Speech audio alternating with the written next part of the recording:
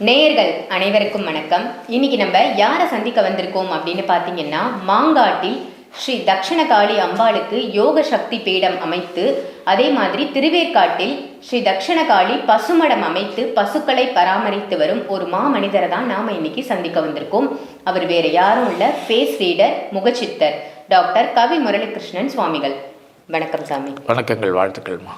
இன்றைய கேள்வி என்ன அப்படின்னு பார்த்தீங்கன்னா, பொதுவாகவே மக்கள் எந்த திசையில் தலை வைத்து உறங்கணும், அதாவது எந்த திசையில் அவங்க தலைப்பகுதி இருக்கணும், எந்த திசையில் கால் நீட்டி தூங்கினா ஒரு திருப்தியான நல்ல உறக்கம் இருக்கும். ஏன்னா இப்போ நிறைய பேருக்கு தூக்கமின்மை அப்படின்றது ஒரு பெரிய பிரச்சனையாக இருக்குது. அதனால் நிறைய வியாதிகளும் வருது சரியாக உறங்காததால். இப்போ ப்ராப்பராக எந்த திசையில் தலை வச்சு படுத்தா ஒரு நல்ல உறக்கம் கிடைக்கும்? குரு வாழ்க, குவலயம் வாழ்க, பயிர் வாழ்க, பல்லுயிர் வாழ்க வாழ்க. ஓம் காளி ஜெயகாளி, ஜெய ஜெயக்காளி, ஓம் காளி ஜெயகாளி, ஸ்ரீ தட்சிணகாளி.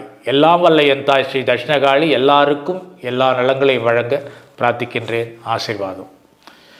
எந்த திசையில் தலை வைத்து படுத்தால் தூக்கம் வரும் அப்படின்னு நல்ல கேள்வி. படுக்கக்கூடாது, எந்த பக்கம் படுக்கணும், நல்ல கேள்வி. ஆனால் ஒரு ஆன்மீகத்தில் ஔவையார் ஒரு விளையாட்டை சொல்லுவாள். காளிதாசனை மாடு மேய்ச்சின்னு இருக்கான். அந்த காட்டில் ஒரு காளி கோயில். அந்த காளி கோயிலில் போய் கால் நீட்டி அவன் படுத்துட்டு இருக்கான். அவன் கால் காளி பக்கம் இருக்குது. அந்த இடத்துல ஓய்வு எடுத்து ஔவையார் வர்றான். அந்த படுக்கிறது வேறு, இந்த நீங்கள் கேட்ட கேள்வி வேறு. எனக்கு அது ஞாபகம் வந்தாலும் இதையும் ஒரு கதையாக சொல்கிறேன் நான். ஔவையார் வந்தோடனே, மூடனை எழுந்துரு, என்ன நீ இப்படி பண்ண இருக்க, என்னம்மா தப்பாயிடுச்சா, என்ன காளி கடவுள் இருக்கிற பக்கத்தில் காலை நீட்டி இருக்கிறியா? அப்படியாம்மா, கடவுள் இல்லாத ஒரு திசையை சொல்லுமான்னார். அப்போ தான் புரிஞ்சு கடவுள் எங்கும் எவ்வளோ பெரிய. ஔவையார் உலகத்துக்கே முக்காலம் உணர்ந்தவள், அவருக்கே ஞானத்தை பெற்றக்கூடிய ஒரு ஞானம் அந்த காளிதாசன். கடவுள் இல்லாத திசையை சொல்லுமா, நான் அந்த பக்கம் கால் நீட்டுக்கிறேன். அப்போது இறைவன் எல்லா திசையும் நிறைஞ்சிருக்கிறான்ற ஞானத்தை காளிதாசன் மூலமாக ஔவையார் தெரிஞ்சுதான் நமக்கு சரித்திரங்கள் சொல்லுது. ஆனால் தூங்கிறது நியாயமான கேள்வி. தூங்கிறது எந்த பக்கம் திசை? தெளிவாக சொல்லணும்னா, கிழக்கு பக்கம் தலை வச்சு மேற்கு பக்கம் தலை வச்சு கிழக்கு பக்கம் கால் நீட்டிக்கணும். மேற்கில் தலை வச்சு கிழக்கு பக்கம் கால் நீட்டிக்கணும். அதாவது சூரிய உதயம் நம்ம கண்ணில் படுற மாதிரி இருக்கும். அது நம்ம உட்காந்தோம்னா சூரியனை, ஆனால் சூரியனை செவரெல்லாம் இருக்கும், பார்க்க முடியாது. ஆனால் திசைக்காக புரியறதுக்காக சொல்ல நான், சூரியனை பார்க்குற மாதிரி நம்ம படுக்கணும். கால் சூரியன் பக்கம் இருக்கணும், தலைமாடு மேற்கே பார்த்து இருக்கணும். இப்படி படுக்கிறதால என்னென்னா, தெய்வ சாநித்தியம், அந்த சூரியனுடைய அனுகிரகங்கள். சூரியன் நமக்கு தெரியுதோ இல்லையோ, நம்ம மறைஞ்சு போது உலகம் சுற்றுறதால இதெல்லாம் விஞ்ஞானத்தில் படிச்சிருக்கோம். ஆனால் சூரியனுடைய திசை கிழக்கு திசை, அங்கே தான் உதயமாகிறது. அப்போது அந்த ரவி கதிர்களுடைய வீச்சு எவ்வளோ இருக்கும்னா அதுக்கு எப்போவுமே இருக்கும். ஸோ அந்த வகையில் அந்த கதிரோடு நம்ம பார்க்குற ஒன்று, தெய்வத்தை வணங்குற மாதிரி ஒரு நித்தியம் வரும்.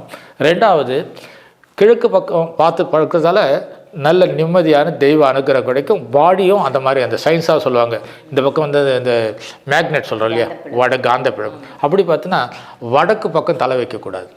ஏன்னா ஆன்மீகமாக பார்த்தா அது யம திசைன்னுவாங்க. அந்த பக்கம் வைக்கக்கூடாது.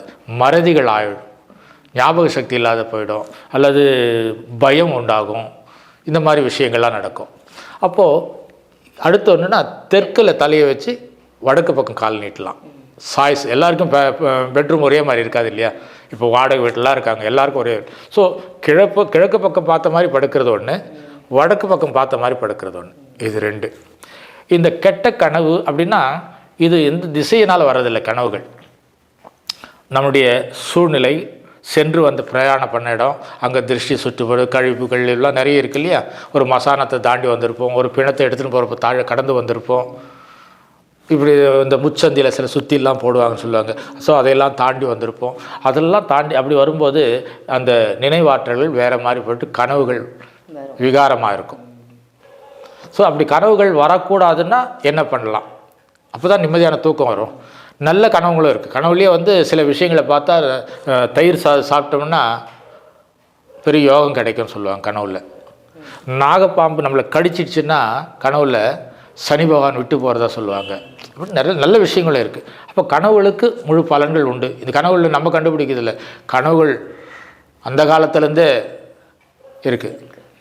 ஞானிகளுக்கெல்லாம் கனவுல தான் வந்து இந்த இடத்துல நான் இருக்கேன், இந்த இடத்துல நான் இருக்கிறேன் அப்படின்னு கனவுல வந்து தானே பெரிய பெரிய கோயில்களே உருவாயிருக்கு.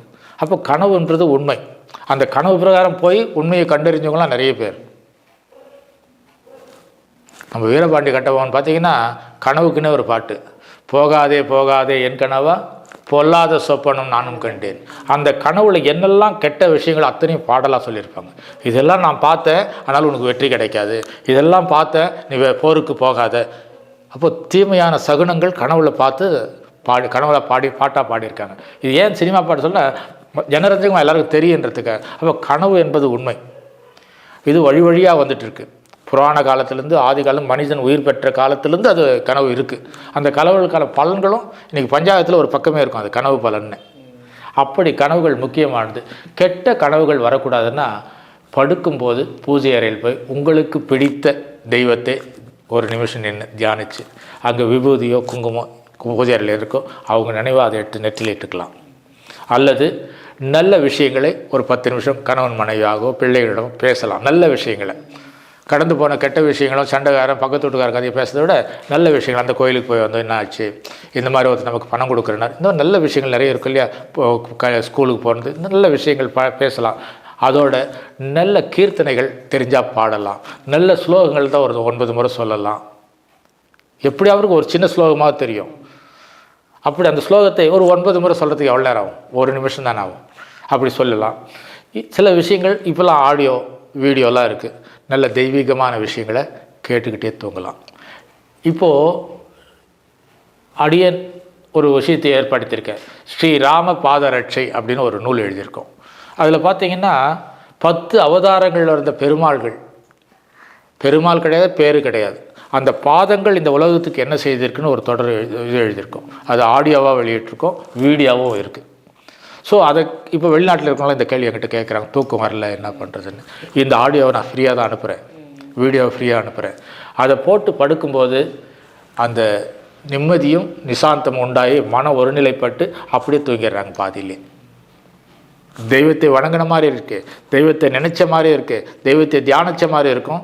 அந்த மனசில் இருக்கிற அதிர்வுகள், கெட்ட அதிர்வுகள்லாம் நீங்கி நிம்மதி. இது ஸ்ரீராம பாதரட்சை மட்டுமல்ல, நிறைய விஷயங்கள் இருக்குது. நம்ம தமிழில் சிவபுராணம் இருக்குது, கந்தசஷ்டி கவசம் இருக்குது, நிறைய விஷயங்கள் இருக்குது. தட்சிணகாளி கவசம் நம்ம பீடத்தில் இருக்குது. இப்படி ஏதோ ஒரு நல்ல விஷயத்தை கேட்டுக்கொண்டு ஆழ்ந்து தியானிக்கும்போது அந்த ஆழ்ந்த தியானம் தூக்கமாக மாறி நிம்மதியாக இருக்கும். அதனால் படுக்கிறது அப்படின்னா மேற்கு பக்கம் தலை வச்சு கிழக்கு பார்த்த மாதிரி படுக்கிறது வசதி, அல்லது தெற்கு பக்கம் தலை வச்சு வடக்கு பக்கம் கால் நீட்டிக்கிறது வசதி. இன்னும் நிறைய தூக்கத்தை சொல்லிகிட்டே இருக்கலாம்.